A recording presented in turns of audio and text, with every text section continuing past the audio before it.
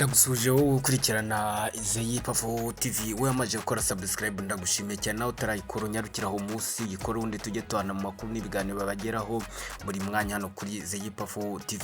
Murabizi neza twagiye tuyumva ni Inzozi Roto, ni kampani yateguraga uburyo bwa tombora, aho twagiye twumva ngo hari abatomboye amamodoka, abandi twumva ngo batomboye za miliyoni, abandi ngo amamashina doda, abandi ngo amatelefoni, abandi ngo za minervari, abandi ngo amafaranga, ibintu byinshi bitandukanye bahoraga bavuga ko abakina iyi tombora batomboye.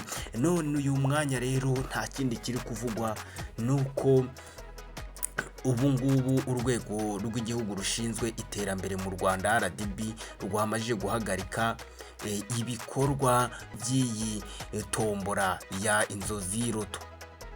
Ushobora kwibaza ngo biteye biti. Itangazo rero ryaje gushyirwa hanze, tugiye kurebera hamwe ikintu gishobora kuba cyatumye iyi roto koko iyi tombora ihagarikwa ya Inzozi Roto.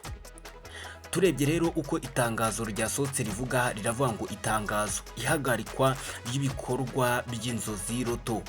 Kigali tariki ya 2 Ukwakira 2025, urwego rushinzwe iterambere mu Rwanda RDB rubinyujije muri komisiyo ishinzwe tombora y'igihugu n'imikino y'amahirwe ruramenyesha abantu bose ko uruhushya rwari rwarahawe Inzozi Roto rwo gukoresha tombora y'igihugu rwahagaritswe kubera kutubahiriza inshingano zikubiye mu masezerano hamwe n'amategeko n'amabwiriza agenga imikino y'amahirwe. Guhera ubu Inzozi Roto ntiyemerewe gukoresha tombora y'igihugu mu Rwanda. Abatsinze tombora bafite ibimenyetso bigaragaza ko batarishyurwa baramenyeshwa ko Inzozi Roto igifite inshingano zo kubishyura. Kwishyurwa bizakurikiranirwa hafi na RDB ndetse na NRGC kugira ngo hizerwe ko byakozwe neza. RDB iri mu nzira yo gushaka umufatanyabikorwa mushya cyangwa abafatanyabikorwa bashya muri tombora y'igihugu binyuze mu ipiganwa. Ni igikorwa kizashingira ku mahame yo gukorera mu mucyo, kubahiriza inshingano no kurengera inyungu rusange. RDB iributsa ibigo byose bikora ibijyanye n'imikino y'amahirwe ko bigomba kubahiriza mu buryo bwuzuye amategeko n'amabwiriza abigenga.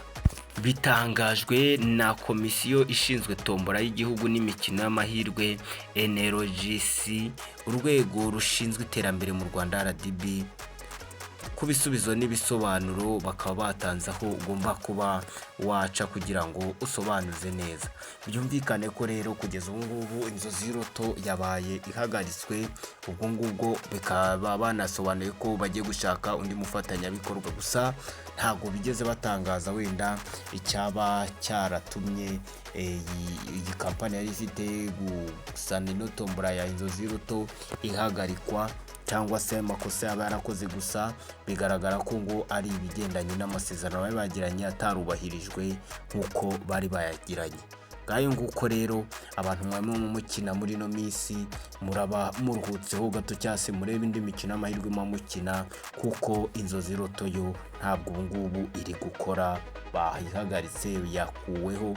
Ubwo ngubwo izi dutegereza indi tombora bazazana bafatanyije n'umufatanyabikorwa mushya cyangwa se abafatanyabikorwa nk'uko babitangaje muri iri tangazo RDB yashize ahagaragara. Niyo makuru twabagezaga, rero ni makuru mu mwanya muto iri imbere.